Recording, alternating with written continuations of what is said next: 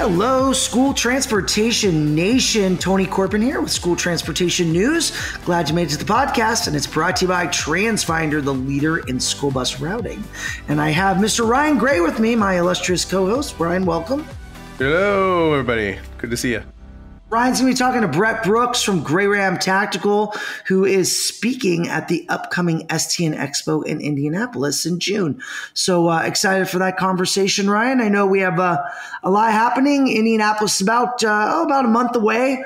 So we're preparing for that. There's a lot of content. We got our Transportation Directors Summit on day 1 and 2 on the 3rd and 4th. And I know we've got some special, unique experiences like our NHTSA Child Passenger Safety Course, our National School Bus Inspection Training. We've got the IMMI crash test demonstration, which is always just mind-blowing when you watch something like that happen. It's just jam-packed with lots of great things. I know we've got a great lunch and learn session with the people at PERC, and that's talking about school bus funding for the Clean School Bus Act. So it's just a lot there to kind of take in. Absolutely. Yep. We have an action-packed agenda for you. You can check that out at stnexpo.com/east/agenda. So you can catch everything there. Really looking forward to it, Tony. Excellent. Excellent. Yeah. The deadline for that, our registration closes Friday. That's 5/13. So Friday the 13th, I guess it's scary. We're closing registration. Yeah, right. Friday the 13th. So seriously, you can't wait any longer. This is it. We're at the last moment that you can register. So if you've been procrastinating, don't wait any longer. Friday it closes. So we're excited for that. And we always accept people on site though. So don't forget that. That's true. We do. You know, you can always show up. That's right. But yes, if you register online, you make sure everything's good to go. You can just pack, show up on site, and you're ready to rock. Beautiful. Yeah, June 3rd through the 7th. So we're excited to have you guys join us there. And then we have STN EXPO in Reno. We still have our early bird Save 100. We are filling out the agenda there as well. Director Summit, our Green Bus Summit, a lot of other trainings that I mentioned with the NHTSA, also that inspector training.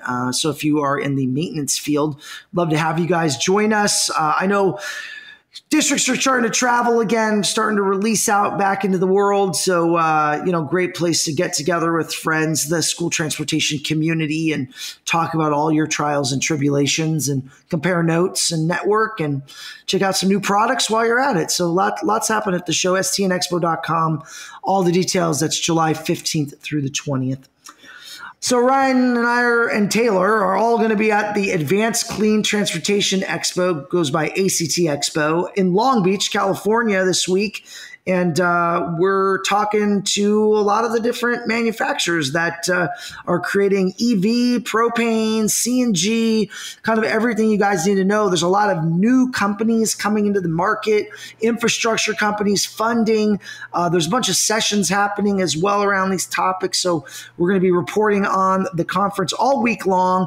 So make sure and go to stnonline.com. We got press conferences, news updates, new manufacturers. It's just lots happening in our world, so we always like to capture this and deliver it to you guys. Ryan, any exciting things you have going at ACT Expo this week? Yeah, well, sitting down with the CEOs of several companies, notably Navistar, Matthias Karlbaum. So that's the parent company of IC Bus. You know, there's so many folks that have been here all week, Tony. Green Power Motors. Talked with Brendan Riley, who's their president. There's C Electric. So when you're looking at converting diesel to electric, so they had some news to share this week. BYD is here. That's one of the newest companies on the market for school buses. Of course, the Chinese-backed, Chinese-owned company. Huge facility, manufacturing plant just north here, Tony, north of Los Angeles. So, you know, tons of folks. It's kind of like STN EXPO, our trade show on steroids, because it's such a municipal show. It's a commercial trucking show as well. As you mentioned, not just school bus, but, you know, so many players here. Utilities, Cummins is here, Alice Allison, Meritor, which Cummins is acquiring.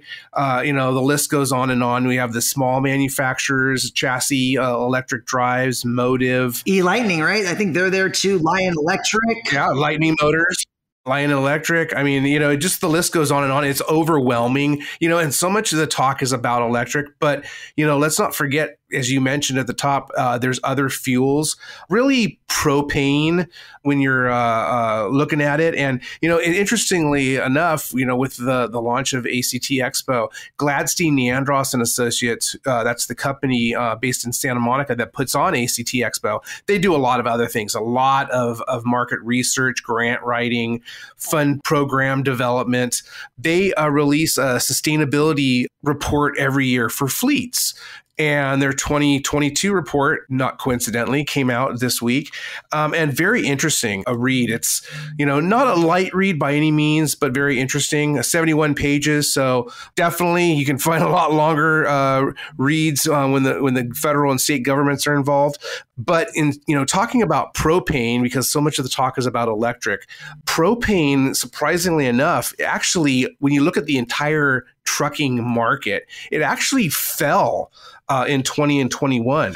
Obviously, the pandemic had a lot to do with that. But notably, where the increases were made were school buses. So school bus actually was up 14% in their propane sales in 2021, and one of the reasons is significantly more cost competitive than diesel and gasoline. And we're talking about maintenance. We're talking about TCO, total cost of ownership or operating. And a lot of what has been framing that propane conversation for a while, Tony, has been the reduction in that maintenance. Yes, it's a little bit of a premium cost. Say it's about $100,000, $110,000 for a diesel bus. Comparable propane maybe will run you about $125,000, $130,000, that range. Had someone from the World Resources Institute, which of course is backed by tens of millions of dollars from Jeff Bezos that he donated several years ago, that's really geared towards advancing electrification of school buses. So obviously they're really pushing the zero emissions. But, when it comes to propane and some of these other fuels, the sustainability report said, hey, there's really, essentially, there's no one silver bullet right now, especially, until we get to that point that's maybe a decade off or so, where ZEVs or the zero emission vehicles really take foot. We're going to need all hands on deck, really.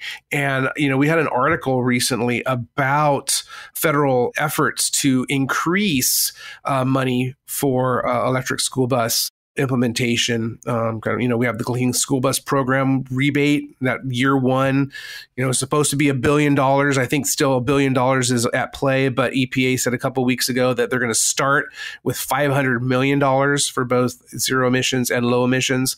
That rebate program is supposed to start this week. So we had an article about that. I had mentioned that, if you look at it, you look at the $2.5 billion that's available for electric, $2.5 billion that's available for low emissions. You look at how far that money can go, and extrapolating, hey, say 80% of that $2.5 billion for low emissions would likely, arguably be for propane.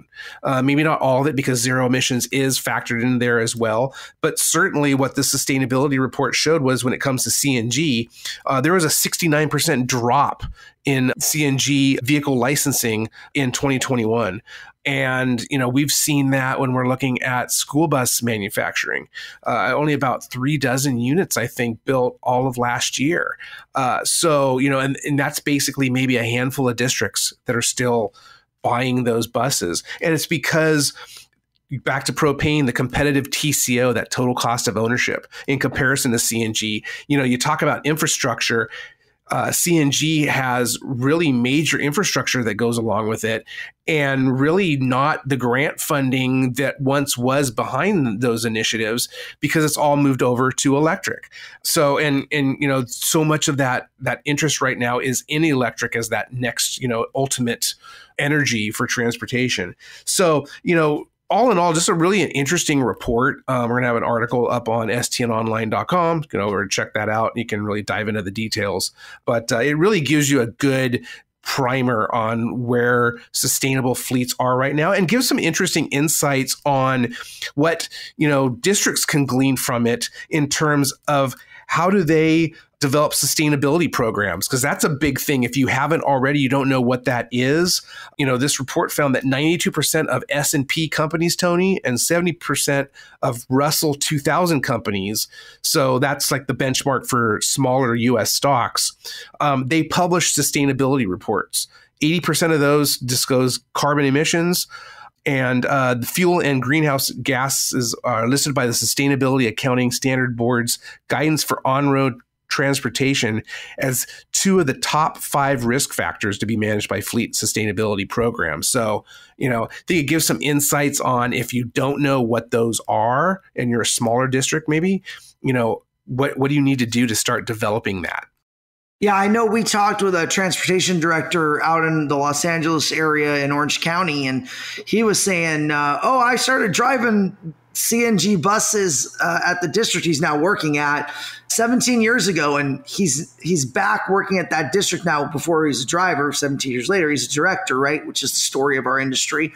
And definitely, he said, man, they still have those same CNG buses that I was driving 17 years ago, and they look a little worn, they look a little weathered, the paint is a little nasty, right? Kind of let it go. And we asked him straight up. We just said, are you going to be buying CNG? And he was just like, no, everybody's going electric. California was kind of that bellwether for like CNG. That's where CNG really thrived heavily, was California. And now everything has gone to the EV conversation. So it looks like if they can get their hands on grant money or state money or federal money or any program that's going to give them access to EV school buses, more progressive directors that are on it, they're going to be soaking up all the funds as much as they can get to be able to deliver clean, healthy, sustainable transportation to their kids and communities. So much of it's driven by mandates, though, and that's where we are right now. And I think that's really what the conversation is. And, a lot of people in the school bus industry, especially, who are still scratching their heads about, how sustainable is this? We've talked about this last week, right? Tony, when we were talking about, what is that tipping point? And we have, so many electric cars now, and, we're still the country's trying to bring up the infrastructure and the charging stations. And, what's first, the chicken and the egg? How are we going to make this happen and have all these vehicles charging at the same time? So, but so much of that right now is mandated. And, we have all these government funds. And so what this report, indicated was, for the larger trucking market, CNG, and for propane, especially, with the school bus, that's reached kind of like the point where it's operating independent of all that money, and we see things on the horizon like renewable propane, which that is, a big thing for California, because propane, standard propane doesn't meet, again, the mandate of that zero emissions. So we've seen that shift where California started with CNG and it was mandated. And so that's why we saw every district in, California essentially start buying up CNG buses. Well, not so much anymore. Now CNG, they're kind of on the out, and the electric school buses are coming up now. And we have the power of legislation and federal programs, as well as a bunch of state grants. California leading the way with its ABC acronyms of all the different grants they have. And interestingly enough, of course, we have the Clean School Bus Program now, $5 billion over 5 years. There are, according to the sustainability report from GNA, $20 billion will be available annually across more than 230 programs now that we have a Clean School Bus Program kind of launching. So that's an amazing amount of money. It's unprecedented. Certainly, it's garnering a lot of excitement. Again, coming back to, ACT Expo this week and seeing all the activity there at the Long Beach Convention Center, and preparing for especially STN EXPO Reno in July. It's definitely got people in a tizzy right now. There's a lot of excitement out there, but, tempering that a little bit, this report said, hey, it's going to take some time essentially for electric to really gain a foothold. And we're going to need these other fuels, like for school bus certainly propane, renewable propane. This report also talks about renewable diesel, talks about, even diesel, even with so much of it being in the crosshairs right now. You see that latest EPA proposal that's out there to further limit NOx and greenhouse gas emissions, taking into account the rise in battery electric. So they're really clamping down on diesel. And, have heard from some folks that, and these are folks at the manufacturing level, that diesel might get priced out at some point, where it's going to be too expensive to pass along all of those requirements and mandates on, to build the bus and be able to pass that on to school districts. But certainly in the near term, and especially when you're looking at the larger trucking industry, diesel will be around for a while. In fact, saw that Daimler Trucks is estimating that by 2030, 60% of its global sales will be the zero emission vehicles. But in that same breath, they say, hey, diesel is going to continue to be a substantial number of sales for us every year. And, you see what Cummins has done with their agnostic approach to their B6.7, which on one hand, it's like, stop the presses. Their leading, industry standard diesel engine is now being opened up. That engineering is being opened up to support other fuels, but diesel's still at the base of that. So, it's going to be a multifaceted approach to this, goal of zero emissions. It's, we're not going to get there overnight, obviously. It's taken a while. It's going to continue to take longer, but certainly it's interesting times. And you go to conferences like this, and there's no shortage of conversations that are being had. Yeah, Ryan, I know I saw a headline from the U.S. Energy Information Administration that diesel prices hit an all-time high. And on 5/2/22, on their kind of grid that they have on their website, diesel is listed at $5.50 a gallon, right? That is like a monster number. And I know there's some taxes as well, but I think when you just look at the pricing, it's becoming prohibitive, and people can't, I don't know how you budget, right? When fuel is so volatile, you hope it can't go any higher, right? But the Ukraine thing, it's so protracted, and it's had ripple effects across the world, across supply chain, all these kind of impacts, this halo effect. And, I'm not sure how long, districts can sustain $5.50 a gallon diesel. That's just crazy high. Yeah, and you look at propane, and that's certainly risen too, but not on par with diesel. And there's still, even with the incentives, the tax incentives that ran out at the end of last year, it still makes sense for a lot of folks. And you look at, again, what EPA is looking to do with the diesel engines and further, clamp down on those NOx emissions and those greenhouse gases. It's getting a lot harder to build diesel buses, but there's a lot of folks out there that rely on them. Again, it comes back to chicken and the egg. What do you do first? Do you go ahead and you move over to a fuel like propane, where it requires a lot less infrastructure, and a lot of folks can get that fueling infrastructure for free or near free, or do you go after this $5 billion over the next 5 years, basically for, most of that, at least half of it for electric buses. And, knowing that you can only get 25 buses at a time, we think, per year. Again, EPA needs to release a lot more information, and we're days away from seeing that first rebate program open up. Fleet operators, they have a lot to think about right now, of course, just trying to keep their buses going and keep drivers behind the wheel. That's a marathon in itself. The end of the school year can't come fast enough for a lot of these folks. But with that said, hey, next school year is right around the corner. Which route are they going to take when it comes to their fuel? and their energy. Yeah, speaking of routing, Ryan, maybe you've heard of the TransFinder trifecta. It's Route Finder Plus, Stop Finder, Wayfinder, 3 solutions that work seamlessly together to optimize all the routes you have in your school transportation operation. Just look at everything that it includes. It's routing software, parent app, driver app, inventory management solution, location intelligence, the most accurate maps on the planet. That's because TransFinder is the all-in-one solution provider for school transportation departments. Hey, they've built a solution for their clients. They've built it for people that aren't their clients. They need everybody to join them. Call them, email them, get plus at transfinder.com or call 800-373-3609. You've got this. Give TransFinder a call. Again, 800-373-3609. All right, Ryan's talking with Bret Brooks from Gray Ram Tactical. Coming up next. And let's now welcome to the School Transportation Nation podcast stage, Bret Brooks, a good friend of ours, sergeant with Missouri Highway Patrol, as well as the trainer for Gray Ram Tactical LLC. Bret, it's always a pleasure seeing you.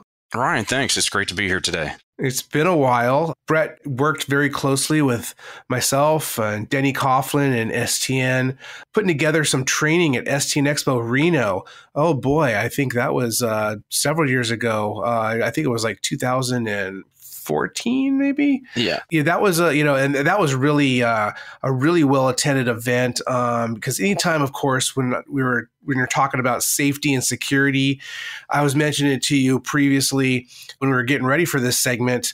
That's what this industry is predicated upon. Everything that's done, especially in training, is done for the safety of the kiddos, the kids on board, and certainly when it comes to safety and security, having someone who has a law enforcement and military background, such as yourself, being able to train folks on what to expect if something happens, because as we know, worst case scenarios tend to unfortunately happen. Being a trainer, is there anything that surprises you in terms of preparing districts and school bus companies for kind of that worst case? Taking it from that, that classroom to going out in the field, and a big development over the years has been these mock exercises. Is there something that stands out to you in working with districts and student transporters? Sure. Yeah. One of the biggest things is simply the unfortunate reality that a lot of people just don't take it seriously until something hits close to home. So some of those mock exercises that we did, the great one that we did out in Reno a couple of years ago that you mentioned, it was great, well attended, a lot of great feedback from that. Unfortunately, just a lot of schools took it and over the years have taken it as simply being something that was more just simply educational, but not necessarily practical. Mm-hmm. Unfortunately, our research with Gray Ram Tactical has shown that there's been this dramatic increase in school violence, not just in the schools themselves, but specifically on school buses. And so that increase is now being taken a little bit more seriously. People are taking the training and training drivers a little bit more seriously. So these safety and security issues are definitely a hot topic again today as things continue to get worse.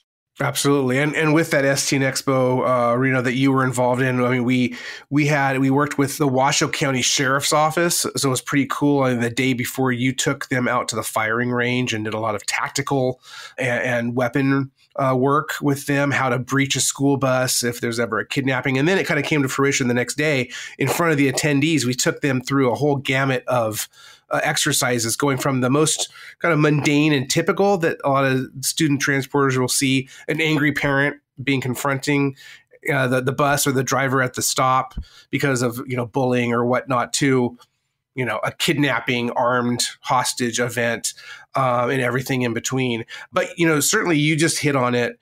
It has come back to the forefront, security and safety in terms of violence on the school bus and around it.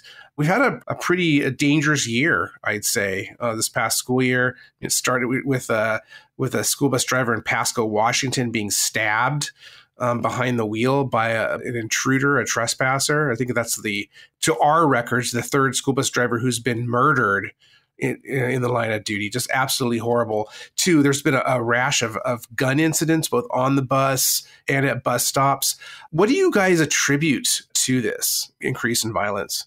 Well, it's interesting. A couple of different things. You mentioned just within the last couple of basically months, the number of school bus drivers that have been murdered. In 2021, it was actually the record number of violent occurrences at schools in general. In fact, there was over 34,000 students last year exposed directly to gun violence. Wow. And that's taking into consideration that a lot of schools are actually closed due to COVID. And so what we've seen in our company and looking at some of this research is that during COVID, obviously these safety and security issues took a back burner because schools were not necessarily in session. And so what we've seen is when we look at this now increase where things are coming back up to the forefront and more people are getting hurt, injured, and in the worst case scenario, murdered, it's kind of interesting. We see from our research, there's three kind of what we consider minor contributing factors. And then there's like these three major contributing factors. And it's kind of interesting in some of the things. The minor ones, for example, is just the increase in misuse of prescription drugs and just overall drug abuse. And when we think about the opioid crisis that's going on in the country and all of those other related prescription medications that are out there being misused, and whether it's a student or even the parents or general public that's misusing that, definitely has an effect. The second kind of what we consider to be a minor contributing factor is simply what we consider just general increase in general disgruntlement due to common civility. Like there's this lack of common civility. We see that in, for example, in the recent case, the Will Smith instance taken on social media there, how maybe not an appropriate joke, but it was a joke that resulted in violence. And ultimately, we just saw just the other day, Dave Chappelle being attacked on stage during one of his comedy shows. And so we see this lack of common decency that is occurring. And then this third minor issue that we've got going on is kind of this general fear of conflict, how people don't want to resist. They don't want to fight back. And that kind of bolsters the attacker in some degrees. That's not to say I'm encouraging people to always fight back, but when we don't come to terms with this conflict, when we don't face it head on, that kind of bolsters the attacker sometimes. And then specifically with school buses, our three major contributing factors is number one is just we do see nationwide an increase in violence, but we also see it internationally as well. When we look at what's going on with Russia invading the Ukraine, I mean, that's violence that everybody's being exposed to on the nightly news when they're hearing stories about what's occurring there. So it's not just a national thing. We're seeing increases in general violence all around the world. But really focusing in on school bus drivers, everybody knows that there's this school bus driver shortage. It's very difficult to hire the right people, to retain the right people. And so ultimately what happens is we start to, a lot of districts lowering their standards. So they are hiring today people that maybe they would not have hired in the past. And so with that, we're taking people in that they themselves are also more prone to violence. My local newspaper, the headline last week was in dealing with parents being upset over a school bus driver verbally assaulting kids riding the bus. So we're hiring these individuals that maybe are a little bit more prone to violence themselves. And then we're not having the budget to train them. With fuel prices going up and all the economic issues that are occurring in the country, we just are cutting out budgets. Transportation departments are reducing the amount of money they're spending towards training. So we've got these drivers that don't have that background. They don't have that training. My local school district as well, they just recently had a couple of school bus crashes simply because the drivers weren't trained properly to actually physically operate the bus. And so we have all of this trifecta of, we don't have the ability to train the people, and we're not hiring maybe the most qualified because we're having problems hiring. And then you combine that with this overall increase in violence. It's just it's really a trifecta of bad things that's all coming together. And we see that culminating in this increase in violence, whether it's at the bus stop, it's on the bus, and more broadly at the school settings in general. Mm-hmm. And how much does COVID-19 pandemic play into this? You mentioned it a little bit, but there's been a lot that's been talked about mental health. And a lot of folks, maybe they've been a driver for 10 years. It's not an aspect of, bringing somebody new in, but just dealing with the stress. I mean, the anxiety level is so high right now, even as we're quote unquote kind of coming out of on the other end of the pandemic. You still see, the latest headlines that we're experiencing spikes in certain parts across the nation, certainly in other countries as well. So COVID-19, is not going away. I think we're learning how to live with it, like we do with a lot of different things. But how much does mental health play into this conversation? I think it's a very significant part to play in this. When we've got people that are suffering from a variety of anxiety issues, you've got some people on the extreme that are, very upset about COVID and they want more restrictions. And on the other side, you've got people that want fewer restrictions. And so both of those individuals are going to be experiencing anxiety because it's not exactly how they want it. That anxiety then bleeds over into their general life. It brings that anxiety into work. So you've got those school bus drivers maybe that are, suffering some underlying medical condition. Maybe they're a little bit older. And so then that anxiety of COVID maybe being brought onto the bus and they being exposed is definitely going to add a stressor to that. And then even with the kids themselves and their anxiety and their mental health, of being, removed from social settings and being outside of the school and trying to learn independent at home, maybe with their parents and online, that definitely causes some mental issues as far as that anxiety and that stress. And that all is definitely a contributing factor to the safety and security issues that we're seeing going on. So this all comes back to training. And happy to say that, Bret, you'll be joining us in Indianapolis next month. It's hard to believe it's only about a month away. But on June 5th, you're going to be presenting Know the Warning Signs of School Bus Security Issues and How to Stop the Violence. So, without giving away everything, what can the attendees expect who are there in attendance at your presentation? Yeah, I'm really looking forward to this. I think this is going to be a great conference. And this is one of those subjects, and training really is important. And when you look at these types of issues, this could be a whole entire day. 8 hours could be spent on this. And so what attendees are really going to get, because of the time constraints of what we have available, is really the nuts and bolts of it, the meat and potatoes, if you will, of what is really important, of what it is they need to be watching for. What are those prime indicators that tells the driver something's happening, whether it's with the student, it's a parent, somebody else out on the street. What is it they really need to watch for? And then what are the really good key takeaways on how to prevent the violence? So you recognize it's coming, but now what? And how do we de-escalate that situation? What can we both do verbally and non-verbally, non-linguistically? How do we de-escalate and make it safe for everybody involved? And without giving too much away, I'll tell you, one of the biggest things is acceptance. Again, going back to when we discussed Reno in those training exercises that we did, a lot of people, they enjoyed it, but they didn't really accept that was a reality. And today we've got to be able to accept that violence is a reality. And that's where it really starts, is understanding, yes, bad things can happen to us. And that driver out there driving right now, bad things could happen. And they have to be mentally prepared for that. And they have to have that training to be able to react to it. So that's kind of what we're going to be talking about, is those really key takeaways that attendees are going to be able to immediately step out of that room and implement and take back to their drivers that aren't able to attend the conference. Absolutely. And you mentioned it, with the time constraints, always looking to bring this kind of in-depth training to our conferences. So stay tuned. It's every year we're trying to plan the newest and the latest and greatest. And certainly COVID-19 it has its own impact on event planning and, people, speakers, availability and whatnot. But in terms of us, or you condensing this very important topic into an hour and 15 minutes or so, when we could spend a day or 2 days or a week on it, right?